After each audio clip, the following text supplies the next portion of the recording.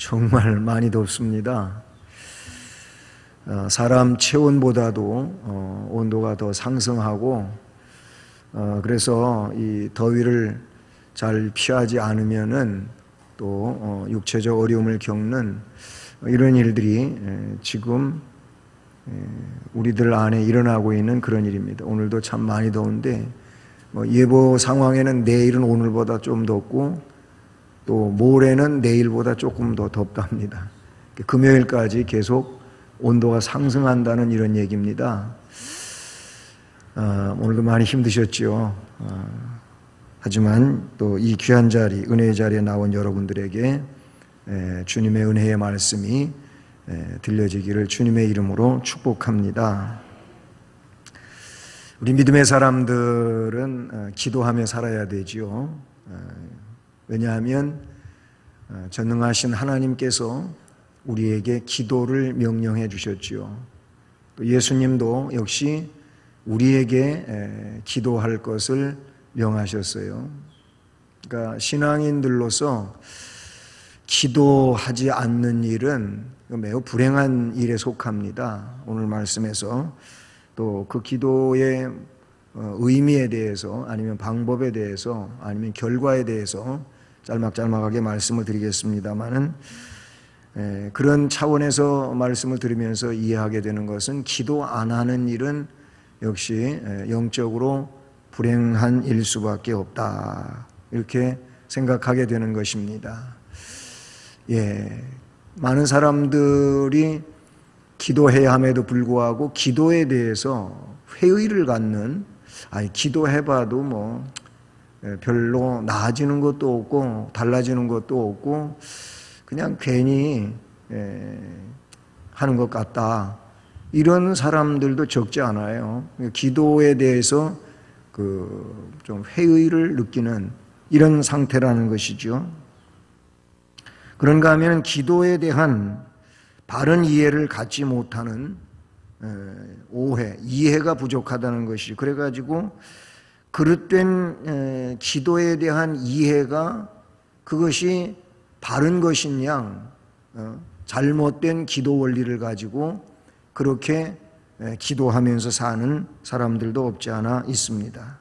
만약에 기도를 예배의 한 형식이라든지 아니면 모든 문제를 풀 수 있는 기도가 신묘한 어떤 처방이다, 이런 내용이라면 이건 기도에 대해서 오해하고 있는 거, 이해를 잘못하고 있는 그런 내용이라는 사실이죠. 기도는 아주 신묘한 어떤 처방에 속하는 그런 내용이 아니라는 것이죠. 그 점을 우리는 먼저 바른 이해로 가져야 될 줄로 믿습니다. 오늘 말씀해 보면 13절에는 이렇게 말합니다. 내가 하나님의 아들의 이름을 믿는 너희에게 이것을 쓰는 것은 너희로 하여금 너희에게 영생이 있음을 알게 하려 함이라. 이 문장은, 이 13절 말씀은 앞의 내용하고도 관계가 물론 있습니다. 무관한 그런 내용은 아니고 앞에 이미 살펴본 내용들하고도 관계가 있는 말씀인데, 그런데 그보다 뒤에 나오는 말씀하고 더 깊은 연관성을 가지고 있다는 사실이죠. 하나님의 아들의 이름을 믿는 너희에게 이것을 쓰는 것은 너희로 하여금 너희에게 영생이 있음을 알게 하려 함이라. 너희에게 영생이 있음을 알게 하려고 이것을 쓴다 하면서 14절에 15절에 뭘 이야기하냐면 그의 뜻대로 무엇을 구하면 들으심이라. 무엇이든지 구하는 바를 들으시는 줄을 우리가 알고 있는 것처럼 우리가 그에게 구하는 그것을 얻은 줄을 또한 아느니라. 이런 말씀을 이렇게 14절, 15절에 기록되고 있습니다. 이 기도하는 자체가 뭐냐면 그 13절에 있는 말씀처럼 너희에게 영생이 있음을 알게 하는 일 가운데 속한다는 거예요. 그러니까 기도하는 일이 영생에 속한 일이라 그런 얘기가 된다는 거죠. 그러니까 기도를 안 하는 일은 그만큼 영생의 문제에 있어서 본인 자신이 불확실성을 갖고 있는 그런 내용에 속한다고 볼 수 있다는 사실이죠. 그래서 사도 요한은 성도들이 그리스도 안에서 구하면은 무엇이든지 주시겠다고 하신 하나님의 약속을 상기시켜 주면서 이 약속이 성도들이 하나님께 기도해야 할 이유가 된다는 것이고 또 기도해야 될 근거가 된다는 겁니다. 하나님은 누구십니까? 우리의 창조자이시고 창조자이신 그 하나님께서 우리에게 기도를 명령하셨고 왜 기도를 명령하셨느냐 하면은 하나님이 우리에게 주기를 원하시는 것이 있기 때문이고, 아니 그 기도 자체가 하나님과의 관계에 속하는 그런 일이기 때문이라고 성경은 우리에게 말씀해 주고 있죠. 이 기도라고 하는 내용의 이 국어 사전적 의미는 신이라든지 아니면 어떤 절대적 존재에게 바라는 바가 이루어지기를 비는 것, 이것이 사전적 의미예요. 신 아니면 절대적 존재에게 자신이 이루기를 원하거나 바라기를 원하는 것이, 바라는 것이 있는데 그것에 대하여 비는 것이 기도다 하는 이 기도의 전체적인 내용을 국어사전적 의미에서는 그렇게 정리해 주고 있다는 사실이죠.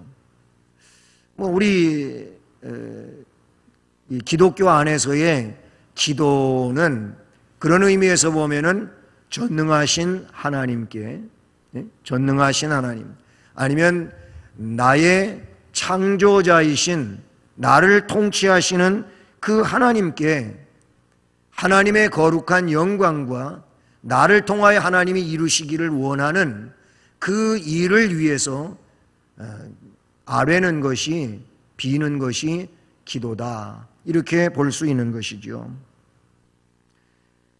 기도의 의미를 바로 이해하지 못한 성도들이 범하는 오류 가운데 하나가 뭐냐면 기도를 신앙을 드러내 보이는 어떤 의식적인 행위로만 생각하는 이런 일이 있어요. 내가 신앙인이라고 할 때 이 신앙인으로서 내 신앙을 드러내 보이고자 하는 그런 어떤 의식적인 행위로서의 기도, 그런 내용 안에 있는 바르지 못한 기도에 대한 이해를 갖고 있는 사람들이 없지 않아 있다는 사실이죠. 그렇지만 성경은 기도를 반드시 형식에 갖추어서 할 예배 의식으로 규정하고 있지는 않다는 거죠. 성경은 쉬지 말고 기도하라 라는 이런 성경의 명령을 우리가 읽을 수 있는데요, 여기서 쉬지 말고 기도하라고 하는 이 명령은 기도는 언제 어디에서나 기도를 해야 한다고 하는 그런 내용을 우리에게 말씀해 주고 있는 것이죠. 역대상 16장 11절 말씀에 보게 되면 거기 항상 그의 얼굴을 찾을지어다 이런 말씀이 나와요. 항상 하나님의 얼굴을 찾으라, 기도의 내용으로서 그렇게 표현해 주고 있거든요. 신약에 와서 누가복음 18장 1절에서는 항상 기도하고 낙심하지 말아야 될 것을 비유로 하여 이르시되 하면서 억울한 일이 있는데 그 억울한 일을 속 시원하게 정의롭게 공정하게 재판관이 해주어야 되는데 그렇게 안 한 거예요. 그래서 이 사람은 그게 진실이 아닌데, 재판의 그 결과가 그게 진실이 아니니까 진실을 좀 제대로 판별해서 그렇게 선언해달라는 것이죠. 그래서 재판은 끝난 것 같지만 재판관한테 그냥 자꾸 찾아간다는 거예요. 그래서 그 재판관이 번거롭게 만드는 거예요. 귀찮게 만든다, 그런 얘기죠. 그래서 그 말씀에 보면은 이 여인의 부탁을 내가 제대로 들어주지 않으면 그게 뭐 잘못된 것도 아니고 정의로운 바른 건데 그렇게 해주지 않으면 아이 내가 이거 저 사람한테 고달프겠다 하는 그런 말씀으로, 하물며 너희를 사랑하는 아버지께서 사랑하는 자들이 간구하는 것을 들어주시지 않겠느냐 하는 그런 말씀으로서 누가복음 18장 1절 이하에 말씀해 주고 있는 걸 봐요. 그 말씀에서 시작이 뭐냐면 항상 기도하고 낙심하지 말아야 할 것을 비유로 하여 이르시되, 이렇게 말합니다. 그러니까 그 뒤에 나오고 있는 비유의 내용은 뭘 이야기하고자 하는 거냐면 1절에서 말하고 있는 항상 기도하고 낙심하지 말라는 거예요. 낙심하지 말고 항상 기도하라는 이런 말씀을 해주고 있죠. 우리가 잘 알고 있는 대로 데살로니가 전서 5장 17절 말씀이 뭐지요? 쉬지 말고 기도하라잖아요. 항상 기뻐하라, 쉬지 말고 기도하라, 범사에 감사하라, 이렇게 이어져 가는데 거기 보면 쉬지 말고 기도하라, 그러니까 항상 그의 얼굴을 찾을지어다, 낙심하지 말고 항상 기도해라, 그런가 하면은 쉬지 말고 기도하라, 이런 말씀들을 보게 되는데요. 이런 내용 속에서 기도에 하나님이 명하신 어떤 의미를 우리가 찾을 수가 있는데요. 기도는요, 하나님께 만남을 요청하는 거예요. 그러니까 기도하는 이 자체가 뭐냐면 하나님과의 만남이다, 이런 얘기인 것이죠. 하나님하고 만나는 거예요. 이게 기도라 그런 얘기예요. 그러니까 기도 안 하는 일은 하나님하고 만나는 일을 그가 포기하는 일과 같은 거다, 그런 얘기가 됩니다. 물론 하나님을 만나는 방법은 기도 외에도 또 말씀에 대한 묵상이지요. 성경을 읽거나 이것을 보다 더 깊이 그렇게 은혜 받기 위해서 보다 깊이 연구하고 그 말씀을 들여다보는 이런 일들, 이게 하나님을 만나는 그런 어떤 방편이라고 볼 수 있잖아요. 마찬가지로 기도는 하나님과의 만남이라 그런 얘기입니다.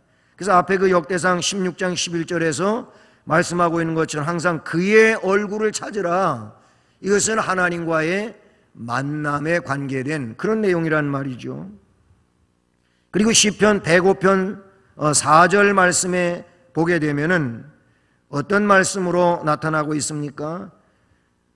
역시 그 말씀은 하나님과의 만남, 즉 그의 얼굴을 항상 구할지어다, 거기는 그렇게 또 기록하고 있어요.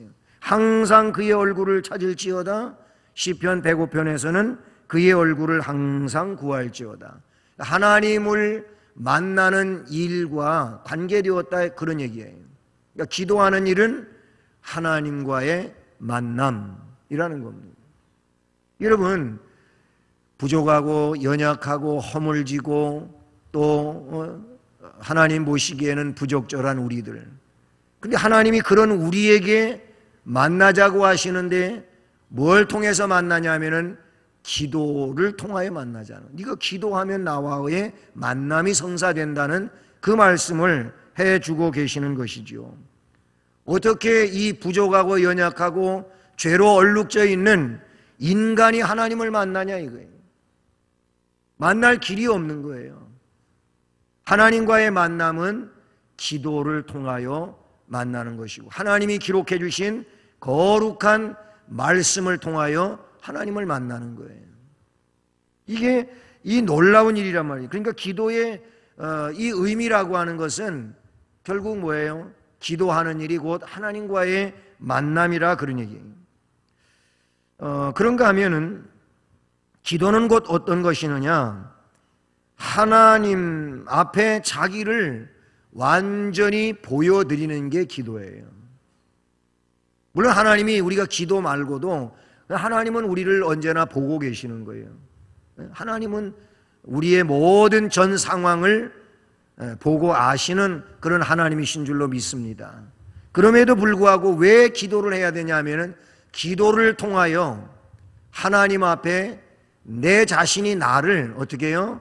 보여드리는 거예요. 이게 기도예요, 기도. 그러니까 기도를 통해서 나에 대하여 하나님 앞에 못할 말이 무엇이 있냐 그 얘기예요. 만약에 기도를 하는 데에도 내 이 안에 있는 어떤 그 진실함을 그대로 내놓지 못한다고 하는 것은 하나님을 그만큼 신뢰하지 않는다, 그 얘기가 되는 거예요. 다른 사람한테는 내 속에 있는 어떤 부끄러운 모습을 이렇게 언어로다가 표현하기가 어렵잖아요. 말하기도 싫잖아요. 그렇잖아요? 그거 꺼내놓으면 당장 나를 안 좋은 이미지화 시키는 그런 내용 되지 않겠어요? 그래서 사람들에게는 사람들이 자기를 그렇게 완전하게 오픈하지 않잖아요. 그러나 우리는 하나님 앞에 기도를 통하여 나를 완전히 오픈시키는 거예요. 이게 기도예요. 하나님 앞에 내가 몰라서 알지 못해서 못하는 것은 있을지라도 그렇지 않은 이상 내게 있는 모든 것을 하나님 앞에 어떻게 해요? 다 열어놔야 되는 게 기도인 거예요. 그렇다면 여러분, 우리 각자가 하나님 앞에 할 말이 많지요. 내 부족함에 대해서, 연약함에 대해서 할 말이 많은데 이걸 못하는 거예요. 그러니까 하나님이 원하시는 회개하는 일이 우리에게 너무 미흡하다, 이렇게 볼 수 있는 거예요. 그것 말고 우리는 그런 내용에 나를 완전하게 하나님 앞에 오픈시키는 이런 일은 그렇게 크게 생각지를 않고 내게 지금 필요한 것에 대하여만 너무 우리는 많이 이렇게 그 무게가 실려 있다는 거예요. 근데 성경은 하나님 앞에 나와서 모든 것을 다 오픈시키는 것을 하나님이 원하시. 그 자체가 뭐냐면 하나님을 그만큼 신뢰하는 일이 되고 하나님 앞에 진실성을 갖는 그런 존재가 된다는 사실인 것이죠. 이게 기도의 진정한 의미예요. 하나님을 만나는 거다, 아니면 하나님 앞에 나를 전체적으로 내어놓는 거다. 이게 성경에서 말하는 그런 기도의 의미라고 보는 것이죠. 그런가 하면 만남과 같은 의미에 있다고도 볼 수 있겠지만은 우리가 잘 알고 있는 대로 기도는 뭐냐? 하나님을 존중하면서 그 하나님하고의 소통, 대화인 겁니다. 대화. 하나님하고 대화하는 거예요. 우리가 하나님하고 대화를 하지 아니하고 서로 소통하지 않는 상황에 있다면 이건 나에게 불이익이 되고 문제가 되는 이런 일이라고 볼 수 있는 거지 않겠습니까? 그러므로 우리와 함께 하시는 하나님을 만나는데 특별한 시간이라든지 특별한 장소가 필요하겠냐? 그렇지는 않다는 거예요. 물론 이 성전은 예배의 장소요, 여기가 기도의 장소요, 여기가 하나님을 섬기는 그런 하나의 장소이가 되겠죠. 그렇지만 여기서 그렇게 함으로 모든 것이 종료되는 것은 아니고 다시 여러분의 삶의 터전에서 그와 같은 일이 또 이어져 가는 이런 내용이 되어야 한다는 사실이죠. 하나님 앞에 기도하는 일은 그러므로 특별한 시간이라든지 특별한 장소를 꼭 따질 일이 아니라는 거예요. 언제 어디서든지 어떠한 상황에서든지 우리는 하나님 앞에 나를 오픈시켜서 하나님을 만나고 그리고 나에게 필요한 것들을 하나님 아시지만 그것을 대화로서 하나님과의 이런 영적 긴밀한 대화로서 간구하는 이 삶이 필요하다, 그런 얘기인 것이죠. 그러므로 앞에서 말씀을 드린 것처럼 기도가 곧 예배의 어떤 형식에만 매여 있는 이런 걸로 생각하고 있다면 그것도 기도에 대한 바른 의미를 아직 갖고 있지 못한 이런 상황이라고 볼 수 있다는 사실이죠. 우리는 그러므로 이 기도의 바른 의미를 알고 이제 기도를 해야 되는데, 그럼 기도의 방법은 어떤 것들일까요? 오늘 말씀에서는 그런 방법론을 우리에게 제시해 주지는 않습니다. 다만 말씀해 보니까 우리가 가진 바 담대함이 이것이니 그의 뜻대로 무엇을 구하면 들으심이라. 이 말씀 속에 그의 뜻대로라는 이 문장인 것입니다. 그의 뜻대로. 기도의 방법은 이게 굉장히 중요한 거예요. 하나님의 뜻대로 아니면 주님의 뜻대로 무엇이든지 구하면 들으신다는 거예요. 그걸 들으신다는 거예요. 15절에서도 우리가 무엇이든지 구하는 바를 들으시는 줄을 알고 있으니, 이것만 알고 있으면 안 되고 우리가 그에게 구한 그것을 얻은 줄을 또한 아느니라. 이런 말씀으로 이어지는데, 여기서 무엇이든지 그의 뜻대로 구하면, 그의 뜻대로 무엇을 구하면, 이런 말씀인 거예요.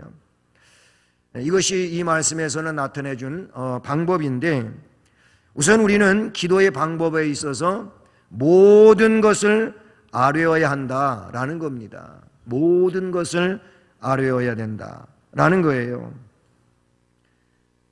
예수님은 모든 기도의 모형이 될 수 있는 이 주의 기도, 주기도문을 우리에게 가르쳐 주셨죠. 우리에게 기도를 가르쳐 주세요 라고 제자들이 말했을 때 주님께서 너희는 이렇게 기도하라 하고 마태복음에서 말씀해 주신 6장 9절부터 13절까지 그 주기도문이 실려 있는데, 그것이 주님이 가르쳐 주신 기도의 모델이다, 이렇게 볼 수가 있어요. 근데 그 기도의 내용을 보게 되면 크게 한 7가지 내용으로 압축이 되어 있어요. 그 첫째는 뭐냐면, 우리가 한번 해봅시다. 하늘에 계신 우리 아버지여, 이름이 거룩히 여김을 받으시오며. 그런 말씀이 기록이 되어 있잖아요. 이 말은 곧 하나님의 거룩을 위한 기도를 하라는 거죠. 하나님의 거룩을 위해서 기도해라. 그걸 다른 말로 하나님의 영광을 위한 기도를 우리가 해야 된다는 거예요. 하나님의 영광. 왜냐하면 하나님은 영광에 거하신 하나님이기 때문에 그래요. 하나님의 거룩. 두 번째 나오는 게 뭐예요? 하나님의 나라예요. 나라가 임하시오며. 하나님의 나라. 하나님의 나라에 대하여 기도하라는 거지요. 그리고 세 번째 나오는 것이 뭐냐면 하나님의 뜻을 이루기 위한 기도를 하는 거예요. 뜻이 하늘에서 이루어진 것처럼 땅에서도 이루어지이다. 그렇게 기도하라고 가르쳐 주셔요. 그러니까 하나님의 뜻이 이룸에 대하여 기도하라는 겁니다. 그리고 네 번째 기도가 뭡니까? 오늘날 우리에게 일용할 양식을 주시옵고. 일용할 양식에 대한 기도. 여기서 말하는 일용할 양식은 정말 하루에 먹을 식량만을 의미하느냐? 그렇지는 않아요. 하루를 살아가는데 필요한 모든 것을 구하라는 그런 말씀이죠. 우리는 뭐 하루의 양식, 하루에 필요한 모든 것이 아니고 그냥 평생 먹을 거죠. 평생 먹을 거. 보통 그런 기도를 한단 말이죠. 그런데 성경은 일용할 양식에 대한, 일용품에 대한 이런 기도를 우리 주님은 말씀해 주셨어요. 그리고 다섯 번째 가서 사죄에 대한 기도입니다. 우리가 우리에게 죄 지은 자를 사하여 준 것처럼 우리의 죄를 사하여 주옵시고. 사죄에 대한 거예요. 사죄에 대한 거. 죄 사함에 대한 기도를 하라 그랬어요. 그리고 여섯 번째로 가서 영적 승리를 위한 기도인데, 시험에 들게 하지 마옵시고 다만 악에서 구하옵소서. 악에서 건짐을 받는 것이라든지 시험에 들지 않는 이 내용은 곧 뭐예요? 영적인 승리를 위한, 영적 실패에 이르지 않는 기도를 하라는 겁니다. 그리고 마지막으로 하나님의 영원에 대한 기도인데, 나라와 권세와 영광이 아버지께 영원히 있사옵나이다 하고 기도를 그렇게 마무리하는 내용을 우리가 보게 됩니다. 자, 이런 내용들은 주님이 우리에게 가르쳐 주신 기도의 모델이라고 볼 수 있는데, 그 기도의 내용이 어떤 것들인지를 우리가 이 내용을 보게 되면은 기도의 어떤 중심 줄거리들을 갖게 되는 것이고, 이 내용에 입각해서 우리들이 우리에게 필요한 것들을 근거하여 기도할 수 있다는 사실이죠. 이렇게 모든 것을 아뢰일 뿐만 아니라 아뢰일 때 가장 중요한 게 뭐냐면 확신을 갖고 구하라는 겁니다. 그래서 오늘 말씀에서는 그 내용을 뭐냐?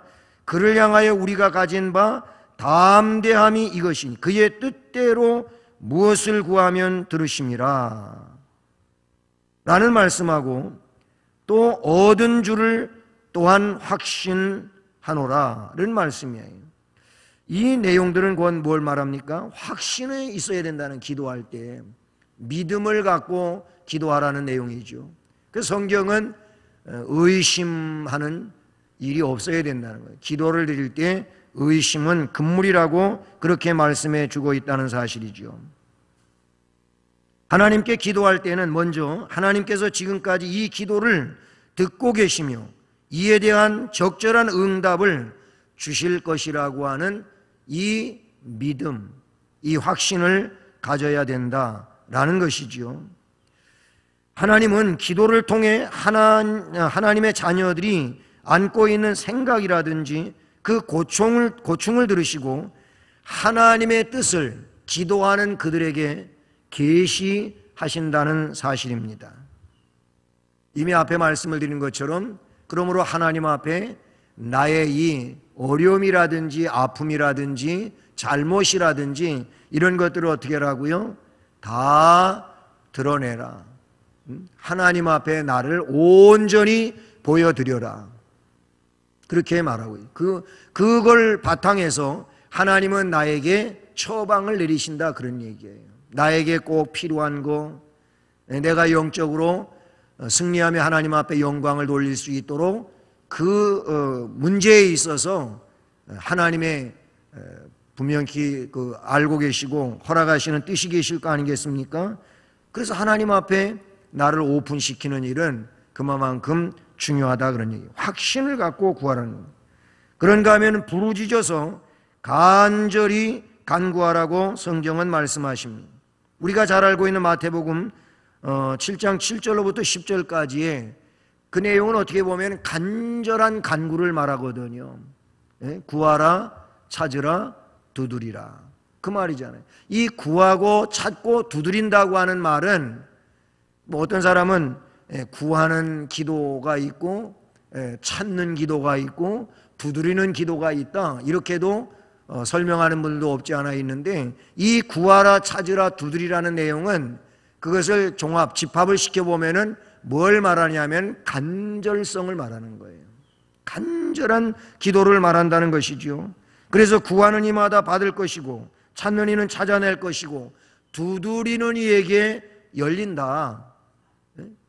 간절한 기도를 말하고 있는데, 그러면서 그 말씀 이후에 또 주님께서 붙여서 해주신 말씀이 뭐냐면 너희 중에 누가 아들이 떡을 달라 하는데 돌을 줄 사람이 있냐? 생선을 달라 하는데 누가 뱀을 주겠느냐? 그렇게 하지는 않는다. 악한 자라도 자식에게 좋은 것을 주지 않겠냐? 하물며 너희 아버지께서 구하는 이들에게 성령을 주시지 아니하겠느냐? 아멘.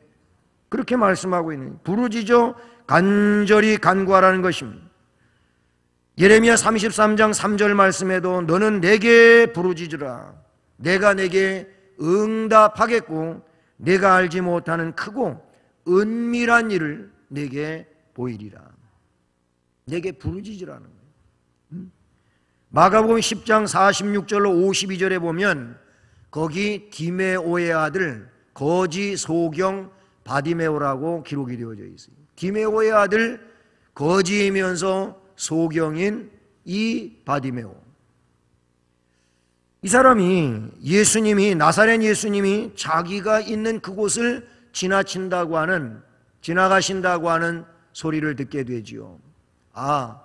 나사렛 예수님이 기적의 예수님, 능력의 예수님, 우리에게 죽은 자도 살려내시고 병을 고쳐주시는 그 예수님이 나의 주변을 지나가신다고? 그럼 내가 가만히 조용히 있어서는 안 되겠다 해서 말씀해 보니까 이렇게 기록되어지고 있어요. 소리질러 이르되 다윗의 자손이여 나를 불쌍히 여기소서. 그렇게 했다 그랬어요. 많은 사람이 시끄럽다, 조용히 해라 하고 꾸짖었다는 거예요. 거기에 이어지는 말씀이 뭐냐면 그 말을 듣고 이 사람이 움츠러들질 않고 그가 더욱 소리 질러, 이렇게 나와요. 그가 더 소리 질렀다는 거예요. 그가 더욱 크게 소리 질러 이르되 다윗의 자손이여 나를 불쌍히 여기소서. 여기서 다윗의 자손이라고 하는 말은 메시아를 의미하고 있는 그런 내용이라는 사실이죠. 그렇게 예수님을, 나사렛 예수를 메시아로 인정하면서 나를 불쌍히 여겨달라고 더욱 크게 소리질러. 이게 부르짖음이라고 볼 수 있지 않겠습니까? 그러니까 기도의 방법은 이렇게 말씀드린 것처럼 부르짖음이 있을 수도 있는 것이고 모든 것을 아뢰고 확신을 가져서 기도해야 되는 거예요. 한 가지 더 말씀을 드린다면은 반복해야 된다는, 반복. 이 반복이라고 하는 말은 두세 번 아니면 너댓 번, 17번 이런 얘기가 아니고 성경을 의미해서 반복하라고 한다면은 응답될 때까지, 응답될 때까지. 그런 얘기 얼마 전에도 드린 것 같아요. 어느 부족은요, 기우제를 지내는데 기우제만 지내면 반드시 비가 온대요. 왜 기우제를, 그 사람들이 특별한 기우제를 지내서 반드시 비가 오나? 그리고 조금 더 얘기를 들어봤더니 비가 올 때까지 기우제를 지내요. 이게 무슨 얘기입니까? 기도를 하는데 왜 응답이 안 되냐? 응답될 때까지 기도해야 응답이 되는데 응답될 때까지 기도를 안 하고 응답도 안 돼, 이런다는 거죠. 그러면 하나님이 정말 응답을 안 해주시느냐? 그렇죠. 하나님은 100% 응답해 주시는 줄로 믿습니다. 하나님은 100% 응답해 주시는데 어떻게? 즉각적으로 알았다, 이런 응답이 있는 거예요. 기도하면 알았다, 그냥 그런 기도가 있는가 하면 하나는 또 뭐가 있느냐? 좀 기다려라, 좀 기다리라는 거예요. 그런 기도의 내용도 있는 거예요. 또 한 가지가 있는데 그건 뭐냐면 그건 안 돼. 그건 안 돼. 세 가지, 크게 보면 세 가지예요. 하나는 즉각적으로 응답하는 것이 있고, 또 하나는 뭐냐면 좀 시간이 필요한 게 있고, 하나는 죽을 때까지 기도해도 안 되는 게 있는 거예요. 하나님이 안 된다 그러면 안 되는 거예요. 이런 내용이 성경에도 나타나고 있다, 그런 얘기예요. 그러니까 우리는 기도의 방법은 여러 가지가 있는데 그 중에 하나 뭐라고요? 반복해서 간구하라는 거예요. 응답이 될 때까지. 그럼 응답이 된다고 하는 것은 말씀드린 것처럼 응답이 오는, 즉각 그렇게 내가 원하고 있는 것처럼 그렇게 그게 하나님의 뜻에 부합해가지고 그대로 이루어지는 게 있고, 아니면 좀 시간이 가는 게 있고, 아니면 안 된다는 것으로 응답이 된다는 것이죠. 그러니까 100% 응답되는 거죠. 근데 사람들은 내가 원하는 대로 안 되면은 기도 응답이 안 된 거지요. 안 되는 건데도 그거를 기도하고 있으면서 응답이 안 됐다고 그러면은 안 된다는 거예요. 어쨌든 하나님은 사랑의 하나님이기 때문에 반드시 응답해 주시는 줄로 믿습니다. 여러분, 예수님은 마태복음 26장 36절로 46절에서 겟셋마네 동산에서 십자가를 앞에 놓고 기도를 하시는데 예수님도 몇 번 기도하셨어요? 3번 기도하셨잖아요. 한 번 가서 기도하고 오셨어요. 베드로, 야고보, 요한이 마음은 원인데 육신이 약해가지고 졸고 있어요. 그래서 깨웠어요. 야, 시험에 들지 말게 깨워서 기도하라. 깨워놓고 또 두 번째 가셔서 똑같은 기도를 하고 오시고, 또 와보니까 또 똑같은 상태, 또 깨워놓고 가셔서 3번 기도하셨다고 그렇게 기록이 돼요. 반복 기도예요. 예수님만 그렇게 하신 게 아니에요. 열왕기상 18장에 보게 되면 갈멜산 여호와가 참 신이심을 하늘의 불로 제물을 태운 이후에 갈멜산 꼭대기로 엘리야 선지자가 올라가서 비 오기를 위하여 기도하잖아요. 몇 번 기도했어요? 7번 했잖아요. 7번 했잖아요. 자기 사환에게 시켜요. 기도 한 번 하고, 야, 뭐 좀 이상한 징조 없냐? 아무것도 없는데요. 그렇게 하면서 7번까지. 7번째 사환이 뭐라 그래요? 작은 손만한 구름이 일어나고 있습니다. 됐다. 저 구름에 의하여 비 온다. 가자. 비 왔잖아요. 거기 보면 7번 기도했어요. 7번. 나만도 7번 물속에 들어갔다 나오고요. 그것만 아니, 고린도후서 12장에 보니까 바울 사도도 능력의 사도잖아요. 그런데 교만하지 말라고 자신에게 육체의 가시, 사단의 사자를 주셨어요. 그래가지고 그게 너무 고통스럽고 그래가지고 바울 사도가 몇 번 기도했다 그랬어요? 거기도 3번 기도했다 그래요. 그랬더니 하나님이 응답을 주셨는데 내 은혜가 내게 족하다. 네가 약할 때 강하여지는 거다. 그런 응답이 온 거예요. 그냥 육체의 가시를 가지고 그냥 살아라. 그게 너한테 오히려 영적으로 플러스다. 그때부터 바울 사도는 괴롭지만 고통스럽지만 오히려 그 약한 것을 자랑하고 그것 때문에 하나님 앞에 엎드리기를 더 많이 하고 그렇게 하나님께 기도하는 가운데 능력이 자기에 더 크게 머물 수 있었다고 하는 것을 고린도후서 12장 말씀에서 나타내주고 있지 않습니까? 기도는 반복해서 하는 겁니다. 언제까지? 응답될 때까지. 한번 해보고 그냥 풀에 떨어지는 그런 사람 되지 맙시다. 끈질기게 할 수 있기를 주님의 이름으로 축복합니다. 자, 이런 기도를 통하여 결과는 뭐냐? 결과는 하나님의 응답이다, 그런 얘기. 하나님의 응답, 어떻게 응답되어지느냐? 우선 기도는요, 그 자체로서 이미 성도들에게 큰 힘이 되고 위로가 됩니다. 기도하는 그 자체가 성도에게는 힘이 되는 것이고 위로가 되는 거다, 그런 얘기예요. 여러분 경험하신 거예요. 기도 안 할 때와 기도할 때 여러분 심령 상태가 뭐예요? 기도하면 힘을 받아요. 응답하고 상관도 없이 내가 기도의 자리에 엎드리고 기도 자리에 나아가고 기도를 게을리지 아니고 계속 기도를 하면 내 영성이 살아나는 거예요. 내가 힘이 있어요. 기도하는 그 자체 속에 하나님의 위로하심이 있어요.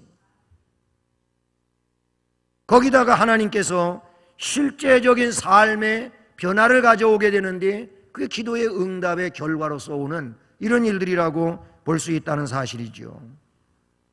본문에서 요한 사도는 하나님의 뜻대로 구하는 것은 무엇이든지 그대로 실현된다는 겁니다. 하나님의 뜻대로 구하는 그것이 실현되지 않는다면 이거는 성경이 될 수가 없다, 그런 얘기예요. 하나님의 뜻대로 구하는 기도는 반드시 응답이 되는 줄로 믿습니다. 그러므로 하나님은 성도들이 간구하는 소원이 하나님의 뜻하고 부합되기만 하면 그것은 그 기도의 내용이 현실로 이루어지는 그런 내용이 된다는 것이죠. 야고보 사도는 이 내용에 대하여 너무나도 잘 요약을 해서 우리에게 말씀을 해준다고 볼 수가 있어요. 야고보서 4장 2절 3절을 보면 거기 야고보 사도는 이렇게 말하고 있어요. 너희가 기도해도 너희가 얻지 못하는 것은 기도하지 않기 때문이다. 그러니까 기도도 안 하고서 뭘 얻기를 바라는 이런 일을 하지 말라는 거예요. 그러니까 기도하지 않기 때문에 얻지 못하는 것이고, 만약에 구하여도 받지 못한다면 하나님의 뜻에 부합한 것이 아니고 너희의 정욕의 문제다. 너희들이 정욕적으로 쓰려고 잘못 구하기 때문에 이루어지지 않는 거다. 그렇게 야고보 사도는 야고보 4장 2절과 3절에서 기도의 응답 여부에 대하여 분명하게 말씀해주고 있다는 사실이죠. 성도의 기도에 대한 하나님의 응답은 이미 말씀을 드린 것처럼 알았다, 그런가 하면 기다려라. 아니면 그건 안 되는 거다. 안 되는 것은 더 이상 구할 일이 아닌데 사람은 고집스럽게 그냥 밀고 나가는 이런 면이 있어요. 이게 영적으로 빨리 그런 부분에 대하여 본인 자신이 말씀을 통하여 느낄 필요가 있다는 사실이죠. 사랑하는 성도 여러분, 오늘 말씀을 보십시오. 너희에게 이것을 쓰는 것은 너희로 하여금 너희에게 영생이 있음을 알게 하려 함이라. 기도 자체는 뭐라고요? 영생의 문제인 거예요.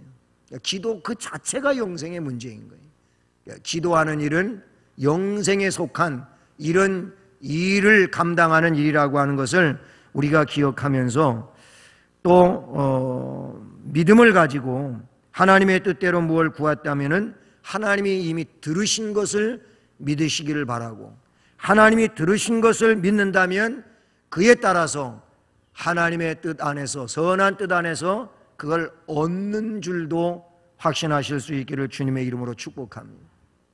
하나님이 들으신 것을 믿었다면 하나님이 거기에 따라서 주시는 것도 있다는 것을 우리는 기억하고 언제나 믿음의 기도, 바른 기도를 할 수 있는 은혜자들이 되시기를 주님의 이름으로 축복합니다. 찬송가 108